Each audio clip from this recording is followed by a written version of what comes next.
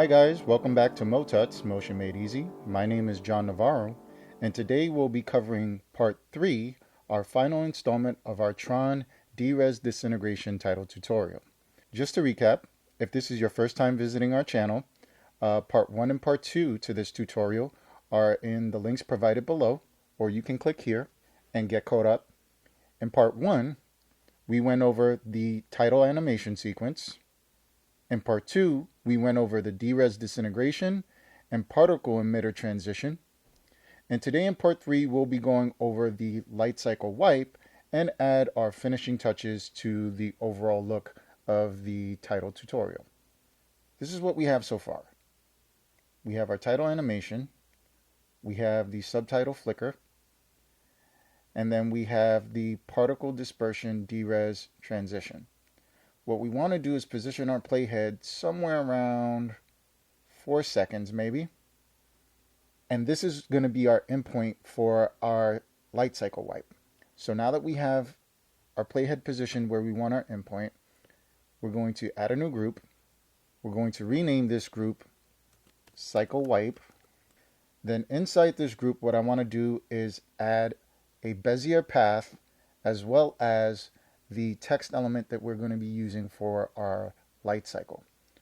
Let's start by drawing a path. Let's click on the Bezier tool. So we want to draw something fluid that starts completely off screen and ends completely off screen. So we may need to adjust these later, but for now, let's leave them as is. Let's click on the transform tool. Let's go in here. Let's turn off the fill. So we only have this line. And what we want to do is we want to stylize this line to look like the light that's going to be emitted from the back of the light cycle. First, we want to go into Shape Style. Click on this folder, and wouldn't you have it, there's a light preset. So we're going to go into this light preset, and we're going to pick one of these presets here that looks closest to what we're trying to achieve with the light cycle wipe. So we see here light tail, and I think that light tail number 4 looks good. Now that we've selected the light cycle 4 preset, if you watch this, we just scrub through, that doesn't look like anything, right? It's just one small little line, not impressive. So go back to the beginning of the playhead. First thing we're going to do is we're going to change the stroke color. So let's click on the eyedropper tool and then click inside the title so that we can match the color of our title sequence. Now you can choose to adjust this color to something else by clicking in here and picking a color from the color wheel. I like this color, so I'm going to stick with that. So now we play that back. We see a nice light blue light, still not there. So what we're going to do now is we're going to go into the stroke settings. Let's go back to style. First thing we want to do is turn on additive blend. So let's start there. Then we're going to go into the stroke, and what I want to do is I want to increase the scale of the overall stroke. So I'm going to scrub ahead here just so that I can see the scale, and we're just going to increase this until it's a significant enough size that it looks like it would cover the title. 3000 looks like it's going to be the right width. Yeah. So now if we scrub that back, look what we have. Okay. So now the other thing you'll notice is that this is a little too bright, looks a little too solid, not like our demo example. So we're going to correct that. What we're going to do is we're going to reduce the transparency or the opacity. So let's click in Style and brush opacity, and we're going to reduce the opacity. Again, you can adjust this setting to your liking. If you want to make that 5%. Now look what we have. Nice transparent light wipe. So now what we want to do is add our light cycle. What we're going to do is click on the cycle wipe layer, click on the text tool, click in the project window, and I want you to type Shift bracket key or Shift bar key. It's the key right beneath the delete key. And you'll see I already have a light cycle widget that's there. That's because I have the Tron font. If you don't have the Tron font, you can find the links in the description below to download them from dfont.com. That is a free resource for demo purposes. So feel free to download those if you haven't done so already. Again, I want to be very specific here. You're looking for the Tron font, not the TR2N font. And the reason is because the Tron font has the widget icon for the light cycle. The TR2N font does not. So now we want to scale. So I'm going to bump this all the way up to 288. Now we have our light cycle that's about the same height as our title, which is perfect. That's what we want. And what I want to do now is I want to adjust the anchor point. If we click here and we click anchor point, you'll see that our anchor point is down in the bottom left. So I want it to be in the center of the cycle. So right around 268. And I want it to be in this center point here. So let me just zoom in a bit. I want it to be right here in this little center hole of the cycle widget. So we'll adjust the Y. And right about there looks correct. We need to attach this to the Bezier path so that it looks like the cycle is creating the light white. How are we going to do that? We do that by adding two parameter behaviors. So let's go into behaviors. And we want to do basic motion and motion path. That's the first behavior. The second one, behaviors, basic motion, snap alignment to motion. So now with the snap alignment to motion behavior, we're going to leave the settings pretty much at their default. So the rotation axis stays at Z, the axis parameter stays at horizontal. We do not need to invert the axis, but just to show you what that would do, you see it flips the Z axis upside down. So yeah, you don't want to do that. And we don't need to adjust the end offset. What we do need to do is go into the motion path. Now, I just want to zoom out again just a little bit, and I want to click back on the Bezier tool because I want to see where everything is.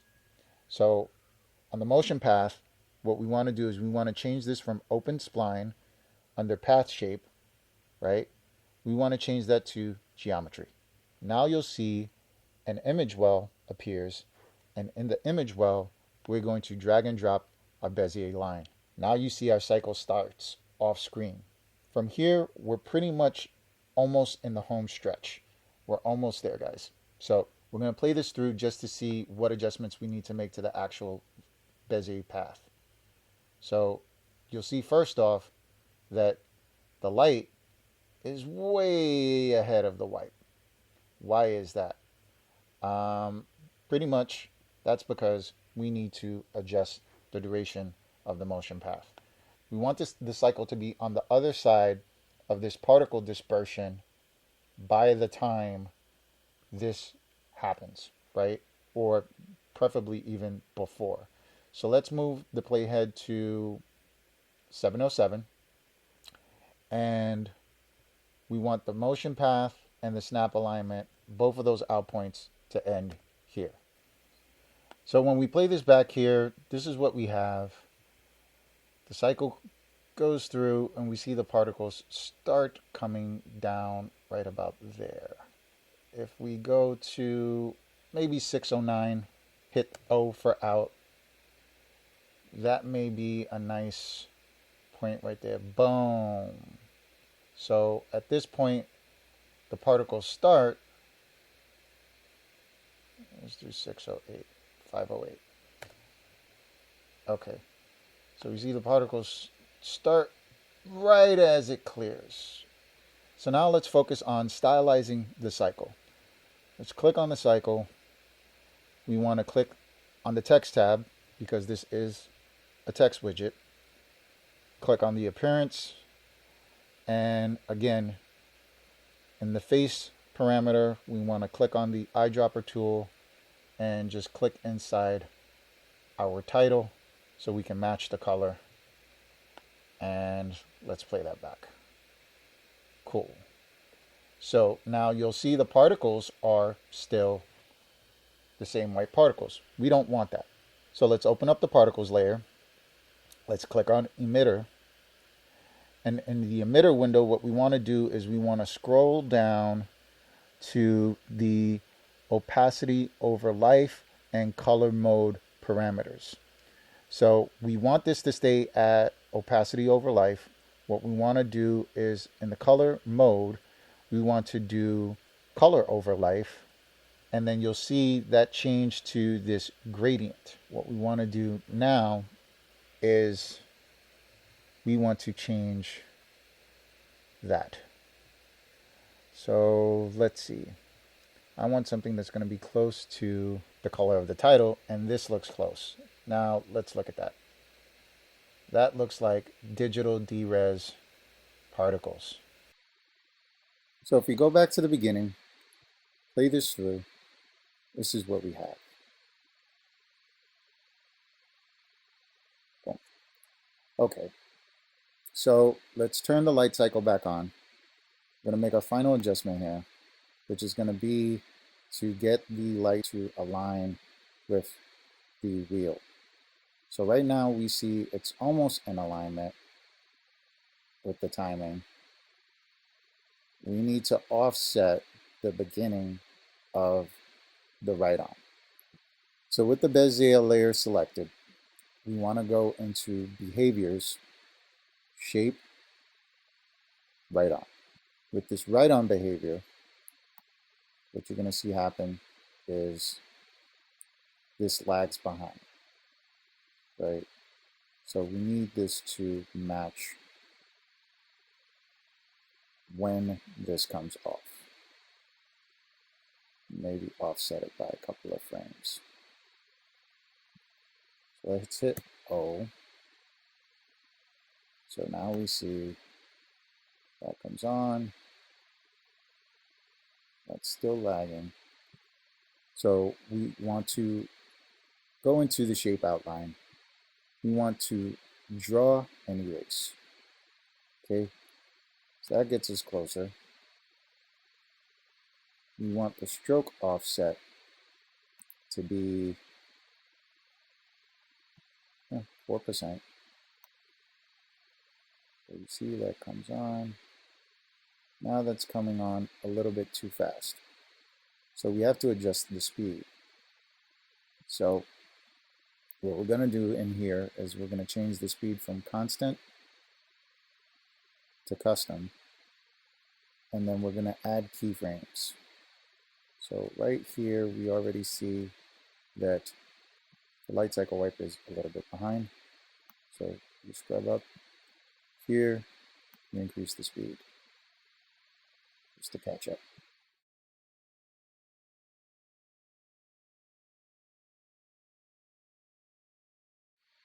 And we're just going to keep doing this until we get to the end of the animation. We don't want this light to get ahead of our actual wheel.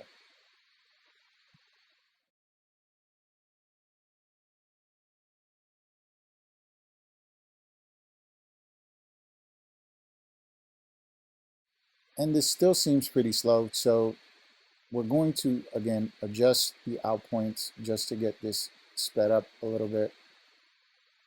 But you guys get the idea. So watch this from beginning to end.